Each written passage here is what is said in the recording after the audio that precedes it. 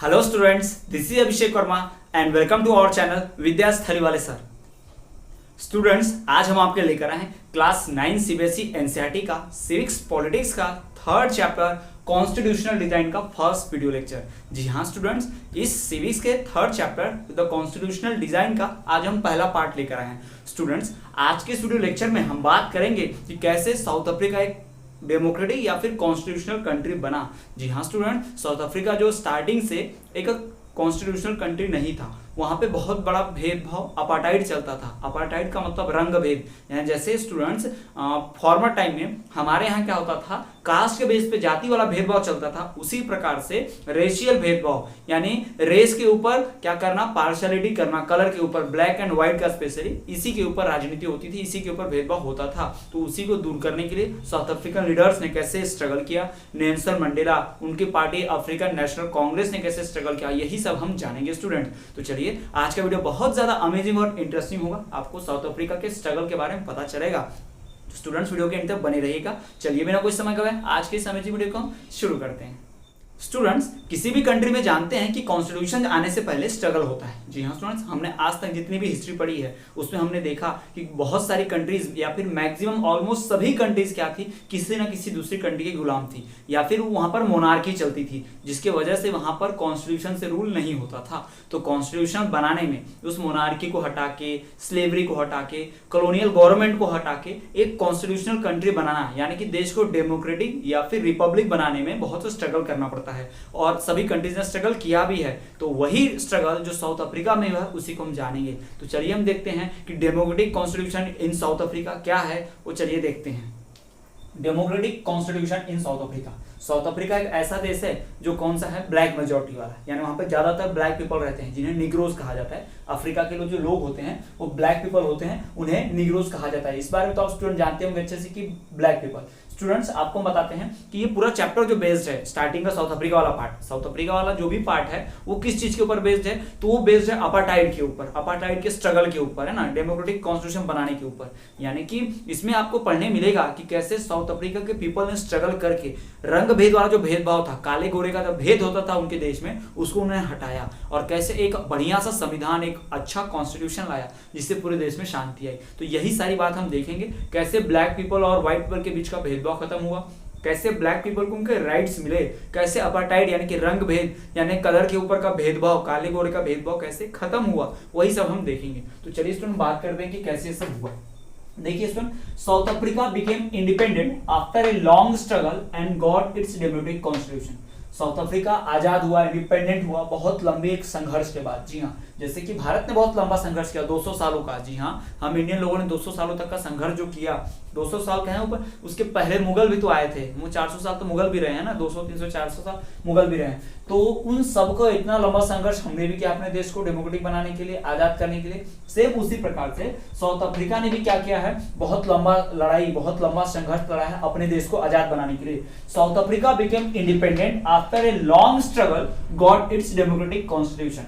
जी हाँ, South Africa independent हुआ long struggle के बाद and got its democratic constitution, और तब जाके उसे क्या मिला, उसका डेमोक्रेटिक कॉन्स्टिट्यूशन यानी गणतांत्रिक संविधान मिला, यानी रिपब्लिक बनी साउथ अफ्रीका। अभी डेमोक्रेसी आई और कॉन्स्टिट्यूशन आया, कॉन्स्टिट्यूशन आया मतलब रिपब्लिक होना, और डेमोक्रेसी कब लगती है, जब फ्री एंड फेयर इलेक्शन होते हैं, सारी चीजें होती हैं। तो what is democracy, why democracy chapter हम पूरी तरह से पढ़ चुके हैं, किसको हम डेमोक्रेटिक कंट्री बोलेंगे। ठीक है स्टूडेंट, उसमें तो आपको कोई डाउट नहीं होगा। ठीक, तो इस आजादी की लड़ाई का जो श्रेय है, यहाँ पर जो श्रेय है आजादी की लड़ाई का, वो किसको जाता है, नेल्सन मंडेला को। जी हाँ, the credit of this reform goes to Nelson Mandela. वो साउथ अफ्रीका के फ्रीडम फाइटर और स्वतंत्रता सेनानी थे, साथ ही साथ बाद में वो साउथ अफ्रीका के प्रेसिडेंट भी बने और उन्होंने पार्टी भी बनाई थी जो इस मूवमेंट में लड़ती थी आगे। जैसे कि हमारे यहाँ बहुत सारी पॉलिटिकल पार्टीज बनी थी अंग्रेजों के खिलाफ लड़ने के लिए, और कुछ अच्छे अच्छे फ्रीडम फाइटर्स थे, बड़े बड़े, है ना, बहुत ही वीर फ्रीडम फाइटर्स थे। बिल्कुल वैसे ही हम यहाँ साउथ अफ्रीका में भी कौन रहा है, नेल्सन मंडेला। जी हाँ स्टूडेंट, याद रखिएगा, इन्हें अफ्रीका का गांधी जी भी कहा जाता है।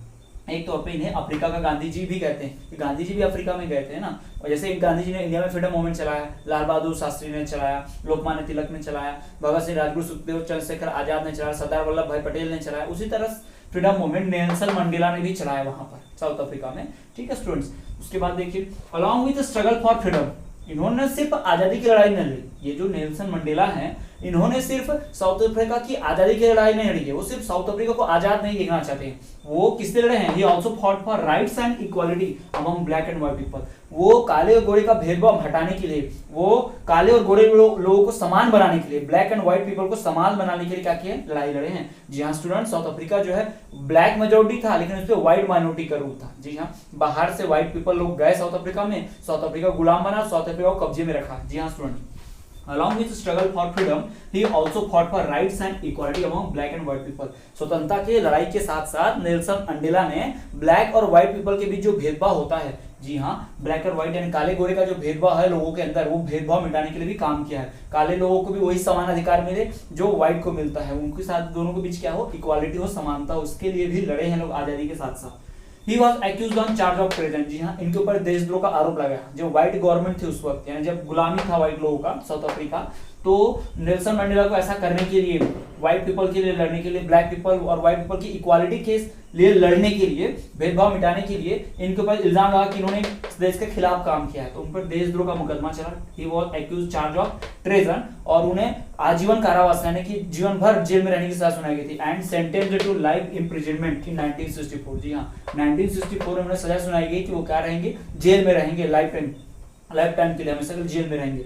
along with 7 लीडर्स, इनके साथ साथ कुछ और लीडर्स भी लड़े थे, इन्हीं की मदद कर रहे थे, उनको भी लाइफ इम्प्रिजनमेंट की सजा मिली थी, लाइफ इम्प्रिजनमेंट की सजा उनको भी मिली थी नेल्सन मंडेला के साथ, along with 7 leaders by the white African government. जी हाँ, जो व्हाइट अफ्रीकन गवर्नमेंट थी उस वक्त, किस वक्त, जब साउथ अफ्रीका आजाद नहीं हुआ था और संघर्ष कर रहा था, 1964 की बात ना, उस वक्त संघर्ष कर रहा था साउथ अफ्रीका लड़ाई के लिए, ब्लैक पीपल्स, वहां की अफ्रीकन नेशनल कांग्रेस पार्टी संघर्ष कर रही थी आजादी के लिए। तो उस समय क्या हुआ, नेल्सन मंडेला उनके साथ काम कर रहे 7 लोग जो देश की आजादी के लिए लड़ रहे थे, उन्हें लाइफ इम्प्रिजनमेंट यानी कि आजीवन कारावास, जीवन भर लाइफ टाइम उनको जेल में ही रहना पड़ेगा, ऐसी सजा सुनाई गई 1964 में। ठीक, जब सजा सुनाएगी तो उन्हें कहां भेज दिया गया, अफ्रीका के सबसे खतरनाक, सबसे खूंखार या सबसे भयानक डरावनी जगह भेज दिया गया। भयानक डरावनी, जो काला पानी की सजा बोला जाता है ना, एक ऐसा आइलैंड होता है जो चारों तरफ से पानी से घिरा होता है, और एक आइलैंड होता है, उसी में जीना मरना है, यानी वहां से भाग भी नहीं सकते, चारों तरफ इतना बड़ा समुद्र है कि भाग ही नहीं सकते वहां से, ऐसी जगह पर उन्हें छोड़ दिया गया था। He spent the next 28 years of his life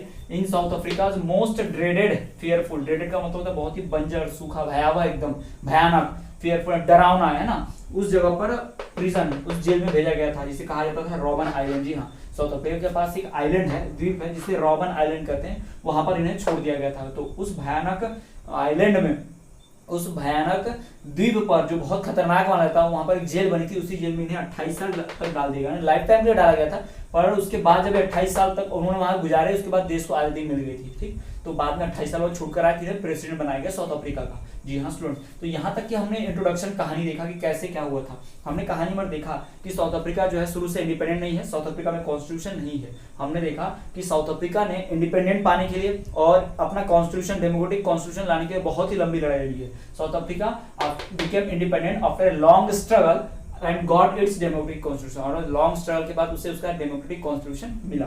दूसरी बात ये कि इस बात का क्रेडिट साउथ अफ्रीका को आजाद कराने का और जो भेदभाव है वो हटाने का काम, ब्लैक और व्हाइट के बीच का भेदभाव हटाने का जो भी पूरा क्रेडिट है, किसको जाता है, नेल्सन मंडेला को जाता है, जो एक फ्रीडम फाइटर है, बाद में आगे चल के देश के राष्ट्रपति भी बने। इस स्ट्रगल के साथ साथ, आजादी के स्ट्रगल के साथ साथ, साउथ अफ्रीका को आजाद कराने के साथ साथ नेल्सन मंडेला और भी कुछ चीजों के लिए लड़ रहे थे। किस चीज के लिए लड़ रहे थे, वो ब्लैक और व्हाइट के बीच भेदभाव मिटाना चाहते थे और दोनों को समान अधिकार, इक्वल राइट्स देना चाहते थे। ठीक, इसी काम के लिए वहां की व्हाइट गवर्नमेंट, जो व्हाइट लोग थे, कॉलोनियल गवर्नमेंट जो रूल कर रही थी ब्लैक के ऊपर, उन्होंने नेल्सन मंडेला को सजा सुना दी। जी हाँ, उन्होंने लाइफ इम्प्रिजनमेंट यानी कि आजीवन कारावास, जीवन भर की सजा सुना दी कि वो जीवन भर कहाँ रहेंगे, जेल में रहेंगे। इसलिए 1964 में उन्हें और उनके साथ 7 नेताओं को, है ना, उनके साथ जो साथी नेता थे 7 लोग, उन्हें भी लाइफ इम्प्रिजनमेंट की सजा दी गई और उन्हें कहाँ भेज दिया गया, रॉबन आइलैंड, जो अफ्रीका की सबसे खतरनाक जगह है, और उन्होंने अपने लाइफ के 28 ईयर्स वहां पर गुजारे। ये 1964 प्लस 22 हुआ, 1964 में सजा सुनाएगी, उसके बाद उन्होंने 28 साल गुजारे उस आइलैंड पर, और उस समय क्या हो गया, अफ्रीका फिर आजाद हुआ था तो उन्हें छोड़ दिया गया, और जब वो छूट कर आए तो उन्हें क्या बनाया गया, देश का राष्ट्रपति, साउथ अफ्रीका का प्रेसिडेंट बनाया गया। तो इस स्टूडेंट की बात होगी democratic constitution in south Africa. हमने डेमोक्रेटिक कॉन्स्टिट्यूशन साउथ अफ्रीका की बात कर ली है। अब हम अपनी स्टोरी को आगे बढ़ाते हैं और जानते हैं कि सोशल और इकोनॉमिक या सोशल पॉलिटिकल कंडीशन क्या था साउथ अफ्रीका में। सो स्टूडेंट्स, हमने देखा कि साउथ अफ्रीका का पॉलिटिकल बैकग्राउंड क्या है, हमने उसका फ्रीडम स्ट्रगल की बात की। और अब हम बात करने वाले हैं कि उसका सोशल बैकग्राउंड क्या है, यानी कि कैसे वहां पर फ्रीडम के लिए स्ट्रगल हुआ, वहां व्हाइट लोग ब्लैक लोगों के साथ या फिर नॉन व्हाइट के साथ कैसा भेदभाव करते थे, किस प्रकार का डिस्क्रिमिनेशन होता था, ये हम देखने वाले हैं। तो क्या है वो, चलिए देखते हैं। स्ट्रगल अगेंस्ट अपार्टाइड यानी कि रंग भेद के खिलाफ संघर्ष, या फिर इसमें और हम जोड़ सकते हैं discrimination of non whites against non white, discrimination of whites against non whites. Discrimination हो रहा है किसका, नॉन व्हाइट्स का। कौन कर रहा है, व्हाइट लोग कर रहे हैं। तो चलिए हम जानते हैं। सबसे पहली बात स्टूडेंट, अपार्टाइड होता क्या है, इस शब्द को समझ लीजिए। अपार्टाइड को हिंदी में कहते हैं रंग भेद। क्या कहा जाता है इसे, रंग भेद। अपार्टाइड का मतलब होता है रंग भेद, यानी कि कलर ऑफ स्किन के ऊपर, कलर ऑफ स्किन के हिसाब से क्या करना, भेदभाव करना, है ना, डिस्क्रिमिनेशन करना। यदि व्हाइट पीपल है तो उन्हें अच्छा मानना है ना, कि वो अच्छे पीपल हैं, ब्लैक है तो उसे लोअर मान लेना, बहुत ही तुच्छ समझ लेना, ये बातें। Apartheid means A system of racial discrimination. Racial discrimination का मतलब समझ आप, रंग, नस्लीय भेदभाव। नस्ल, रेश मतलब क्या होता है, नस्ल होती है, यानी किस स्पीसीज से, ब्लैक स्पीसीज से तो ब्लैक है, ठीक, वही बात हो रही है। Apartheid means A system of racial discrimination, it was imposed bye the white Europeans on blacks. Students आपको पता होगा कि जो व्हाइट लोग हैं साउथ अफ्रीका में, पहले हम आपको बताएं कि साउथ अफ्रीका में नेटिव लोग यानी वहां के लोकल लोग जो है, वहां के मूल निवासी कौन है, ब्लैक लोग हैं, ठीक।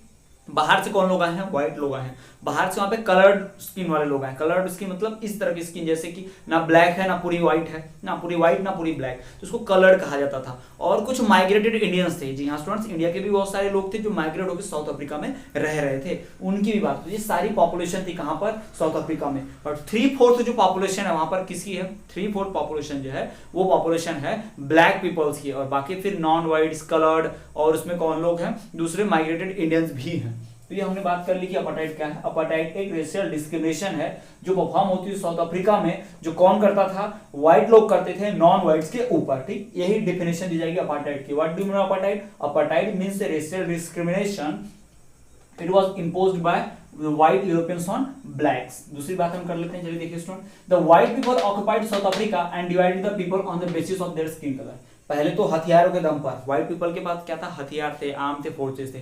जैसे लोग इंडिया पे कब्जा किए हैं व्हाइट लोग, यानी जैसे कि ब्रिटिशर्स ने इंडिया पे कब्जा किया था, ट्रेड कंपनी के बहाने आए थे और इंडिया पे कब्जा कर लिया था हथियारों के दम पर, बिल्कुल उसी तरह से ये जो व्हाइट पीपल हैं ये भी साउथ अफ्रीका में गए ट्रेड के बहाने से और हथियारों के दम पर कब्जा कर लिया। On the basis of armed and forces they captured power, है ना, इन्होंने कब्जा कर लिया हथियारों और सेना के बल पर। लेकिन इंडिया की तरह ये मेहमान बनकर नहीं रहे, मतलब इंडिया में तो लोग बसे नहीं थे पूरी तरह से, लेकिन वहां साउथ अफ्रीका में जाके पूरी तरह से रहने लग गए, बस गए थे, और ब्लैक पीपल को गुलाम समझते थे लोग। जी हाँ, बहुत सारे जो ऑफिशियल्स थे, व्हाइट पीपल थे, वो तो अपना घर बार लेके सब समझ लीजिए कि वहीं पर बस गए साउथ अफ्रीका में परमानेंटली, जबकि इंडिया में ऐसा नहीं हुआ था। इंडिया में ब्रिटिशर्स नहीं बसे थे, ठीक, जबकि वहां पर पूरी तरह से बस गए थे व्हाइट पीपल्स। वही बताया गया है, the white people occupied South Africa and divided the people on the colour of basis of their skin colour and divided the people on the basis of their skin colour. यही बताया गया है कि white people ने पहले तो arm और forces के मदद से, यानी कि हथियार और सेना के बल पर साउथ अफ्रीका को ऑक्युपाई किया, साउथ अफ्रीका पे कब्जा किया, एंड डिवाइडेड द पीपल, और लोगों को बांटा, किस आधार पर, on the basis of their skin colour, उनके स्किन के कलर, उनके चमड़ी के रंग के आधार पर उन्हें बांट दिया गया। पहला व्हाइट, दूसरा ब्लैक और तीसरा कलर्ड। जी हाँ स्टूडेंट्स, इस तरह से बांटा गया था। The native black people, colored people and migrated Indians were treated as inferior by the white rulers। जी हाँ, जो white ruler थे, white शासक थे, है ना, उन लोगों को क्या लगता था कि वहां के जो black people है, नेटिव मतलब लोकल, वहां के मूल निवासी black people, दूसरे colored people जो ना white है ना black, यानी कि सावले लोग, एंड माइग्रेटेड इंडियंस, जो माइग्रेट होकर प्रवासी लोग आए हैं इंडिया से, है ना, माइग्रेटेड इंडियंस, उन्हें लगता था कि व्हाइट लोगों की ये क्या है, इंफीरियर है, ये नीची है, एकदम नीचे जात के, तुच्छ है, ऐसा ये मानते थे व्हाइट वाले पीपल, ठीक है, inferior bye the white rulers, ये व्हाइट शासकों द्वारा ऐसा माना जाता था। Non whites did not have voting rights. South Africa country में व्हाइट लोगों ने कभी भी नॉन व्हाइट्स को, चाहे वो फिर वो कलर्ड हो या ब्लैक हो, चाहे फिर वो माइग्रेट इंडियन से क्यों ना हो, सभी जो नॉन व्हाइट थे उन्हें वोटिंग राइट्स नहीं दिए, और साथ ही साथ उन्हें मनाही होती थी व्हाइट लोगों के साथ एरिया में रहने की। फॉर एग्जांपल किसी मोहल्ले में घर है व्हाइट लोगों के, तो उससे से टच होकर मोहल्ला ब्लैक लोगों का नहीं हो सकता, या एक व्हाइट के घर के बाजू में ब्लैक पीपल घर नहीं बना सकता है ना, वही बताया गया है। Non whites did not have voting rights and forbidden from living in white areas, और तो उन्हें व्हाइट वाले एरियाज में रहने भी नहीं दिया जाता था। यह तो एक तो पहली बात उन्हें वोटिंग राइट नहीं थी, अधिकारी नहीं था कि वो अपने पसंद की क्या चुन पाए, सरकार चुन पाए। यही लोग का देश है, इन ब्लैक लोग का ही देश है। व्हाइट लोग ब्लैक के ऊपर ही रूल कर रहे हैं, ब्लैक के ऊपर ही राज कर रहे हैं और ब्लैक को ही वोटिंग राइट्स नहीं दे रहे हैं। आप देख सकते हैं यहाँ पर कैसी कंडीशन होती थी उस समय में। Non white did not have voting rights and forbidden from living in white areas. उसके आगे देखते हैं, the non whites could work in white areas. फिर भी एक तो व्हाइट एरिया में कहना है कि उनको अधिकार ही नहीं है, मतलब जा भी नहीं सकते, लेकिन फिर भी व्हाइट पीपल के यहाँ पर ब्लैक लोग काम कर सकते हैं ना। They could work in white areas only if they have a permit. और अगर उनके पास परमिट है, परमिशन है, लाइसेंस है, तो वो क्या कर सकते हैं, जाके ब्लैक पीपल भी व्हाइट वाले एरियाज में काम कर सकते हैं। The non whites could work in white areas only if they have a permit. अब व्हाइट पीपल को अपने काम करने के लिए स्लेव, गुलाम तो चाहिए थे, तो वो लोग क्या करते थे, ब्लैक पीपल को अलाउ करते थे कुछ खास लोगों की अपने उनके एरिया में उनके काम करके सारे दे, यानी गुलाम बना करते थे। जो भी चीजें थी, पब्लिक ट्रांसपोर्ट वगैरह जो भी चीज हम देख पाते हैं ना, सुख सुविधाएं, वो सारी जैसे कि ट्रेन्स, बसेस, फ्लाइट, जो भी चीजें थी, ट्रेन्स थी, बसेस थी, होटल थी, स्कूल थे, कॉलेजेस थे, हॉस्पिटल से, थिएटर्स है, सिनेमा हॉल है, पब्लिक टॉयलेट्स है, एक्सेट्रा, सारी जो चीजें हैं ना, ये सब ब्लैक के लिए अलग है, व्हाइट के अलग है। जिसमें व्हाइट जाते वहां ब्लैक लोग नहीं जा सकते, मनाही होती थी ब्लैक लोग को कि यहाँ व्हाइट लोग आते थे, यहाँ ब्लैक लोग की एंट्री नहीं है ना। इसी को क्या बोलते थे, this was known as segregation. क्या बोलते थे इसको, सेग्रीगेशन। सेग्रीगेशन का मतलब भेदभाव, बंटवारा। जी हाँ, व्हाइट पीपल के लिए इस तरह के लिए अलग फैसिलिटी थी और ब्लैक पीपल के लिए सबकी अलग फैसिलिटी थी। ब्लैक पीपल्स को अलाउ ही नहीं किया जाता था कि वो व्हाइट वाले trains, buses, hotels, schools, hospitals, colleges, theatres, public toilets etcetera में काम कर पाए। जी हाँ students, blacks could not enter a church where there are whites worship। Black लोग उस चर्च में भी नहीं जा सकते भगवान की पूजा करने जिस चर्च में क्या हो, व्हाइट लोग जाते हो। यानी श्वेत लोग, व्हाइट लोग जिस चर्च में जाएंगे वहां पे काले लोग नहीं जा सकते, वहां पे ब्लैक पीपल्स नहीं जा सकते पूजा करने उस मंदिर में। तो ध्यान के रखने वाली बात क्या है कि black do not have right to, black could not enter the church where the whites worship. Black लोग उस चर्च में नहीं जा सकते जहां पर व्हाइट लोग क्या करते हैं, पूजा करते हैं। आखिरी बात, even they do not have right to form association और प्रोटेस्ट। और तो उन्हें ना कोई एसोसिएशन, समूह और प्रोटेस्ट मतलब विरोध करने का अधिकार नहीं था अगेंस्ट द व्हाइट। यानी ये लोग जो हैं, ब्लैक पीपल, कलर्ड लोग, माइग्रेट इंडियंस, इनके पास कोई अधिकार नहीं है। ये लोग तो ऐसे हैं कि एसोसिएशन, अपना ग्रुप भी नहीं बना सकते और ना ही सरकार के खिलाफ आवाज उठा सकते हैं, प्रदर्शन कर सकते हैं। यानी उनकी बातों को इस तरह से कंट्रोल में किया गया। This was the first struggle against apartheid. तो अपार्टाइड की अगेंस्ट स्ट्रगल कैसी थी, हमने उसकी बात की थी। अब हम बात करेंगे formation of India African National Congress. जी हाँ, अफ्रीका की नेशनल कांग्रेस, इंडियन नहीं, इंडिया की है तो इंडियन नेशनल कांग्रेस, अफ्रीका की है तो अफ्रीकन नेशनल कांग्रेस, ANF जिसे बोला गया, ANC है ना, अफ्रीकन नेशनल कांग्रेस, ANC। तो ये अफ्रीकन नेशनल कांग्रेस क्या है और एक नए कॉन्स्टिट्यूशन की तरफ कैसे साउथ अफ्रीका बढ़ रहा है, इसी बात को हम देखेंगे। चलिए वो देखते हैं कि कैसे ये सब हुआ। स्टूडेंट्स, हमने साउथ अफ्रीका का पॉलिटिकल और सोशल बैकग्राउंड समझ लिया है, जिसमें हमने देखा कि कैसे व्हाइट लोग ब्लैक पीपल के साथ कैसे डिस्क्रिमिनेशन किया करते थे। और अब हम बात करेंगे formation of African National Congress की और एक नया गवर्नमेंट जो फॉर्म हो रहा है, नया कॉन्स्टिट्यूशन जो फॉर्म हो रहा है, उसकी बात करेंगे। तो क्या है वो, कैसे हुआ है वो, चलिए देखते हैं। Students, formation of African National Congress, ANC and new constitution. जी हाँ, अफ्रीकन नेशनल कांग्रेस जो आजादी के लिए लड़ी हुई पार्टी है अफ्रीका में, अपार्टाइड को दूर करने वाली पार्टी है, उस पार्टी की बात हो रही है। और कैसे उस पार्टी ने व्हाइट पीपल की गवर्नमेंट को हटाया और कैसे न्यू गवर्नमेंट आना शुरू हुई, न्यू कॉन्स्टिट्यूशन आना शुरू हुई, उसी की बात हम करने वाले हैं इस वीडियो में। देखिए स्टूडेंट्स, हम बात करते हैं कि अफ्रीकन नेशनल कांग्रेस की। अफ्रीकन नेशनल कांग्रेस एक पॉलिटिकल पार्टी है। स्टूडेंट्स, कुछ लोगों ने, कुछ ऐसे लोग थे जो सरकार के खिलाफ लड़ रहे थे। यानी कौन कौन लड़ रहे थे, व्हाइट पीपल के खिलाफ लड़ने वाले लोग थे, वर्कर लोग थे, पीजेंट्स लोग थे, साथ ही साथ जो भी ब्लैक नेटिव पीपल थे वो सारे लड़ रहे थे। और तो और कुछ व्हाइट पीपल भी थे जो व्हाइट पीपल सेंसिटिव थे, जो चाहते थे कि ब्लैक के साथ कोई भेदभाव ना हो। ऐसे व्हाइट लोग भी थे जो चाहते थे कि कोई भी डिस्क्रिमिनेशन ना हो, अपार्टाइड ना चले। वो व्हाइट पीपल ब्लैक लोगों के साथ में मिलकर लड़ रहे थे अपने ही व्हाइट लोगों के खिलाफ, क्योंकि उन्हें व्हाइट लोगों की डिस्क्रिमिनेशन पसंद नहीं था। तो इतने सारे लोग लड़ रहे थे। इन्होंने मिलकर एक अपनी पार्टी बनाई थी जिसका नाम था अफ्रीकन नेशनल कांग्रेस। क्या नाम था इस पार्टी का, अफ्रीकन नेशनल कांग्रेस। तो चलिए हम आगे देखते हैं कहानी।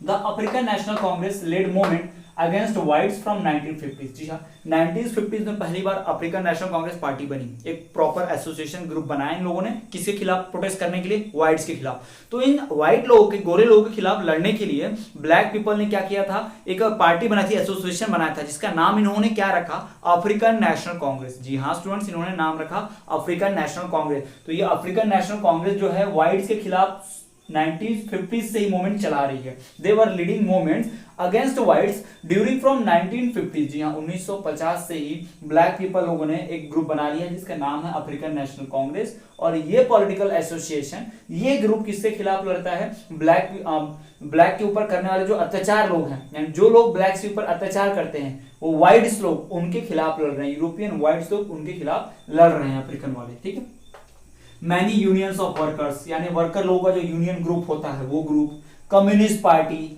And sensitive whites. जी हाँ स्टूडेंट्स, वर्कर्स का यूनियन हो गया, जितने भी एसोसिएशन होंगे वर्कर्स के, अपने वर्कर्स के ग्रुप, वो सारे ग्रुप वाले, कम्युनिस्ट पार्टी वाले, साथ ही साथ कुछ सेंसिटिव व्हाइट लोग, जिन व्हाइट लोगों को लगता है कि ब्लैक पीपल के साथ गलत हो रहा है, जिन व्हाइट लोगों को लगता है कि ब्लैक के साथ डिस्क्रिमिनेशन नहीं होना चाहिए, अपार्टाइड नहीं होना चाहिए, वो व्हाइट लोग अपने व्हाइट का साथ छोड़ के किनका साथ देने आ गए, इन बेचारे ब्लैक लोग का साथ दे रहे हैं। उनको दिख रहा है कि ब्लैक के साथ अत्याचार हो रहा है। तो workers of unions, communist party and sensitive whites join the African National Congress, ANC, African National Congress, to oppose apartheid. जी हाँ, अपार्टाइड का अपोज करने के लिए। अभी भी इन कम्युनिस्ट पार्टी, सेंसिटिव व्हाइट्स और वर्कर यूनियन का जो मेन मकसद है फ्रीडम नहीं है। अभी उनका मकसद क्या है, बस अपार्टाइड खत्म होना चाहिए, चाहे देश आजाद हो या ना हो, व्हाइट गवर्नमेंट रूल करे ना करे, उनको फर्क नहीं पड़ता। बस जो डिस्क्रिमिनेशन हो रहा है ना, जो भेदभाव हो रहा है ब्लैक के साथ व्हाइट के साथ, है ना, ब्लैक लोग सोचते हैं कि गवर्नमेंट कोई भी रूल करे हमको उससे ज्यादा फर्क नहीं पड़ता है ना, वो तो गवर्नमेंट जो होती है पीपल के लिए ही काम करती है। बट उनके साथ जो अत्याचार हो रहा है, उनके साथ जो भेदभाव हो रहा है,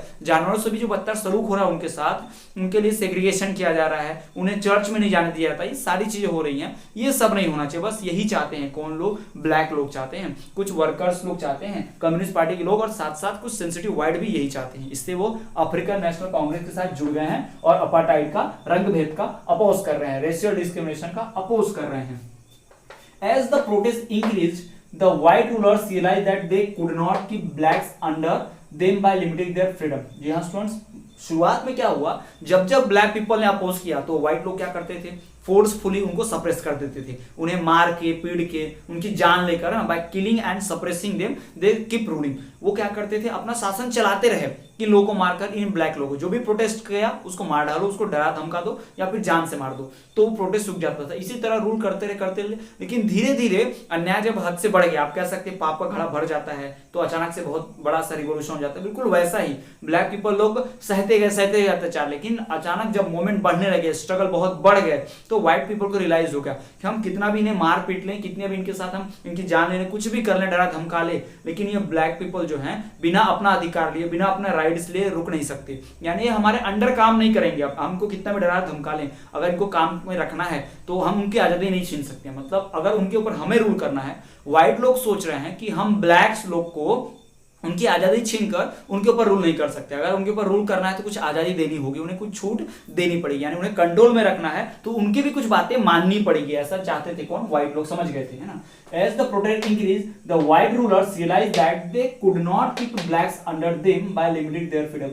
यानी ब्लैक लोगों की आजादी कम करके, उनकी आजादी सीमित करके व्हाइट लोग उनके ऊपर रूल नहीं कर सकते। ये व्हाइट लोग को धीरे धीरे समझ में आ गया था। क्यों? क्योंकि लगातार मारने वगैरह के बाद भी, लोगों को डराने, धमकाने, मोमेंट सप्रेस करने और जान से मारने के बावजूद भी मोमेंट्स रुक नहीं रहे थे। लगातार स्ट्रगल मोमेंट बढ़ते ही जा रहे थे ब्लैक पीपल्स के। तो व्हाइट लोग को रियलाइज हो गया, ठीक। तो इसीलिए थोड़ी सी फ्रीडम देने की कोशिश की किन्होंने, व्हाइट पीपल्स ने। Hence white government change discriminatory policies. उसने अपने डिस्क्रिमिनेटरी पॉलिसी जो थी ना, भेदभाव वाली पॉलिसी, जो अत्याचार अन्याय करती थी, वो हटा दी है। जैसे कि सेग्रीगेशन खत्म कर दिया, है ना, बिना परमिट के भी व्हाइट लोग के इलाके में ब्लैक लोग आ सकते थे, इस तरह की चीजें कर देगी उन्होंने, है ना। Hence white government change it's discriminatory policies. और तो और ban on political parties and restrictions, है ना, पॉलिटिकल पार्टीज के ऊपर से बैन हट गया। Restrictions on the media were removed, है ना, मीडिया के ऊपर जो रिस्ट्रिक्शन लगे थे कि व्हाइट के खिलाफ कुछ नहीं दिखा सकते, मीडिया में सिर्फ व्हाइट पीपल रहेंगे, ब्लैक लोग रूल नहीं कर सकते, है ना, मीडिया में रिपोर्टर में ब्लैक पीपल नहीं बनेंगे, ब्लैक का जो अत्याचार हो रहा है ब्लैक के साथ वो कोई नहीं दिखाएगा, ऐसे मीडिया में सब रिस्ट्रिक्शन थे। तो ये सब हटा लिए गए। क्या किया गया, पॉलिटिकल पार्टीज के ऊपर से बैन हटा गया और रिस्ट्रिक्शन जो थे मीडिया पे वो भी हटा लिए गए। और तो और गवर्नमेंट ने अपनी गलत पॉलिसीज, अपनी डिस्क्रिमिनेटरी, अपनी भेदभाव वाली पॉलिसीज हटा ली। गवर्नमेंट रिमूव इस discriminatory policy, change in discriminatory policies, remove restrictions, ban on media, ये किया गवर्नमेंट। ठीक, after spending 28 years in jail, finally 28 सालों के बाद, 28 साल तक 1964 से 1964 से लेके पूरा 30 साल आप जोड़ लीजिए, 28 ईयर्स, 1964 में जोड़ा 10 तो 74, फिर उसके बाद 84, 94, जी हाँ स्टूडेंट 1992 यानी कि 28 ईयर्स बाद, 1964 से 28 साल अगर बोला जाए तो 1992 में, फाइनली 1992 में 28 ईयर्स के बाद नेल्सन मंडेला को फ्री किया गवर्नमेंट ने।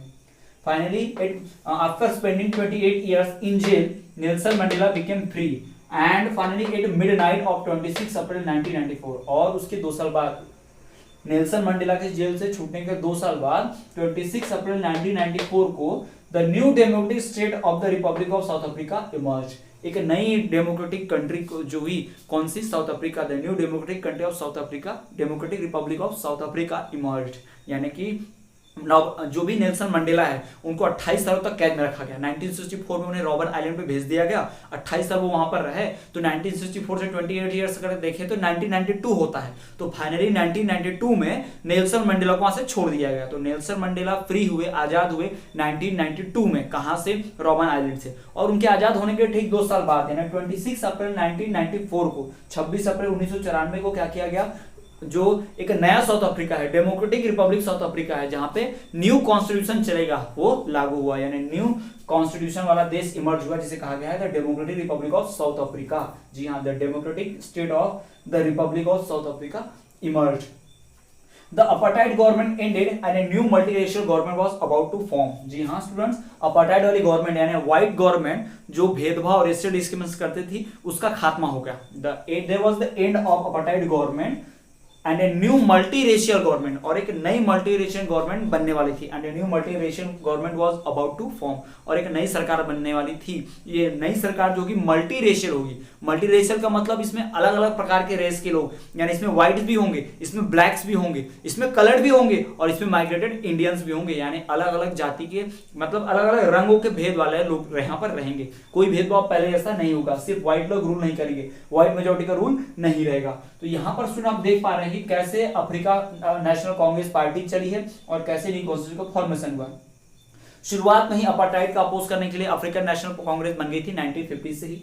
इसको ज्वाइन कर लिया और किसने? वर्कर्स का यूनियन और दूसरे लोगों ने, कैसे कैसे लोगों ने, कम्युनिस्ट पार्टी के लोगों ने, साथ ही साथ सेंसिटिव व्हाइट लोगों ने भी ज्वाइन कर लिया अपार्टाइड का अपोज करने के लिए। फिर हमने देखा कि जैसे जैसे स्ट्रगल बढ़ने लग गए, पहले तो ब्लैक पीपल के ऊपर खूब अत्याचार हुए, किलिंग हुई, सप्रेशन हुआ, डराया धमकाया गया, लेकिन फिर भी जब ब्लैक वाले नहीं माने तो व्हाइट लोग को यह समझ में आ गया कि ब्लैक लोग की आजादी छीनकर हम उन्हें कंट्रोल में नहीं रख सकते। इसलिए व्हाइट लोगों ने डिसाइड किया कि हम अपनी पॉलिसीज, डिस्क्रिमिनेटिव पॉलिसी चेंज करते हैं, हम कुछ नए लॉ लगाते हैं जिससे ब्लैक को नुकसान ज्यादा ना पहुंचे, ब्लैक लोग शांत हो जाए, स्ट्रगल ना करे और हमारे रूल के अंडर ही काम करते रहे। ये उन्होंने सोचा। और तो उन्होंने क्या किया?